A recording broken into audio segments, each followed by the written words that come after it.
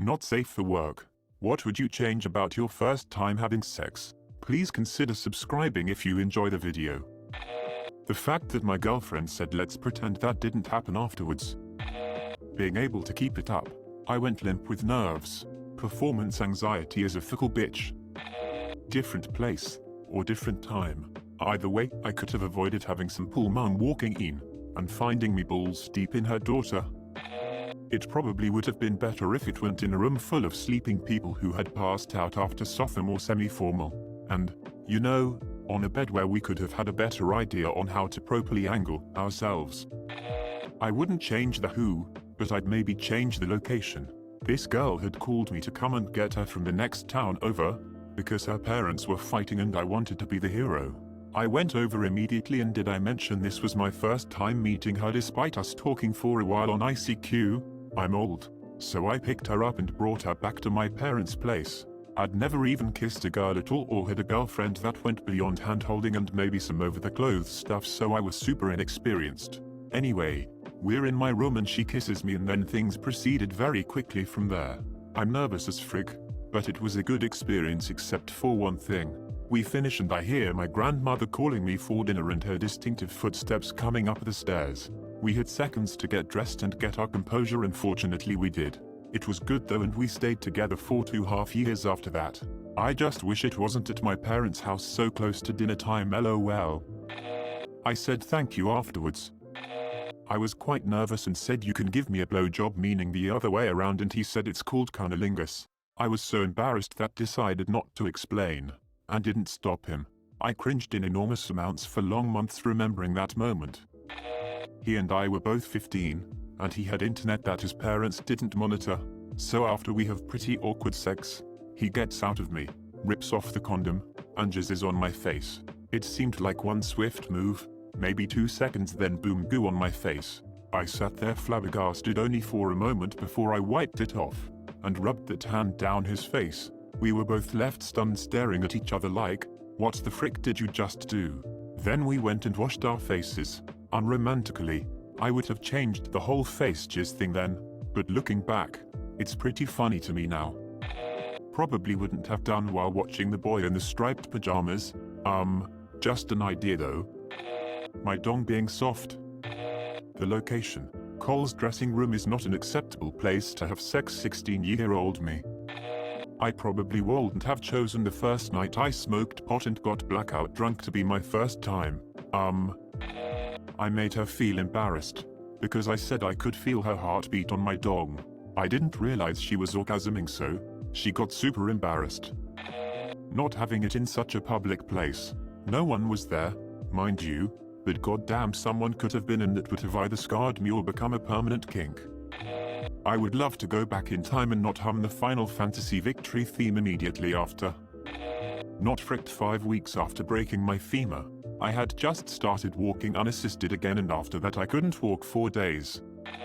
Honestly, I'd like it to have been later. I rushed into it at 15 with the boyfriend who I thought I loved, but was that usual teen infatuation which quickly disappeared. Messed with my head for a while after he dumped me not long after. Hit and quit, I guess. Not having sex with a girl whose boyfriend was in jail. Can I talk about my first kiss instead? Because I was 24 and had never kissed anyone romantically before.